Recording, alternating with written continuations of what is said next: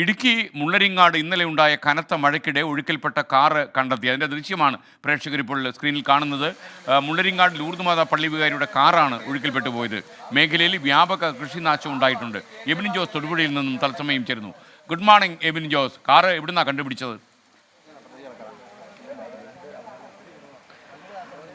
എസ്കെൻ, ഈ ഒഴുക്കിൽപ്പെട്ട സ്ഥലത്ത് നിന്ന് ഏകദേശം 1/2 കിലോമീറ്റർ മാറിയാണ് ഈ കാർ കണ്ടെത്തിയത്. ഇന്നലെ വൈകുന്നേരത്തോടെയായിരുന്നു സംഭവം ഉണ്ടായത്. ഈ മേഖലയിലൊക്കെ ശക്തമായ മഴയാണ് ഇന്നലെ വൈകുന്നേരമെല്ലാം നടന്നത്. കാരണം 3 മണിക്കൂറോളം നിർത്താതെ മഴ പെയ്തു എന്നുള്ളതാണ് പ്രദേശവാസികൾ പറയുന്നത്.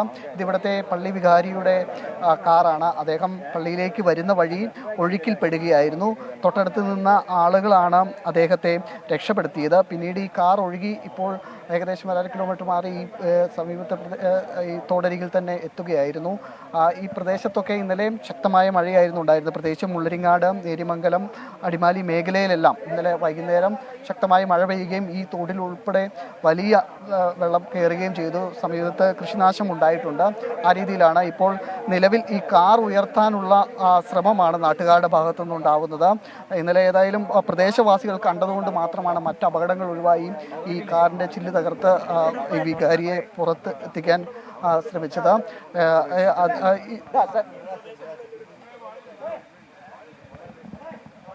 പക്ഷേ ഇന്നലെ എങ്ങനെയായിരുന്നു സംഭവം? എപ്പോഴാണ്? നേരം ഞാൻ വീട്ടിൽ പോയിട്ട് തിരിച്ചു വരുന്ന വഴിക്ക് ഇവിടെ റോഡിൽ കുറച്ച് വെള്ളം ഇങ്ങനെ വണ്ടി ഇറങ്ങിക്കഴിഞ്ഞപ്പോഴത്തേക്കും വെള്ളം ഉണ്ടെന്ന് അറിയിച്ചില്ല. പരിചയമില്ലാത്ത വഴിയായതുകൊണ്ട് കുറച്ചങ്ങ് ഇറങ്ങിക്കഴിഞ്ഞപ്പോഴത്തേക്കും വണ്ടി ഫ്രണ്ടിലേക്ക് തന്നെ പോകാനായിട്ടാണ് തോന്നിയത്.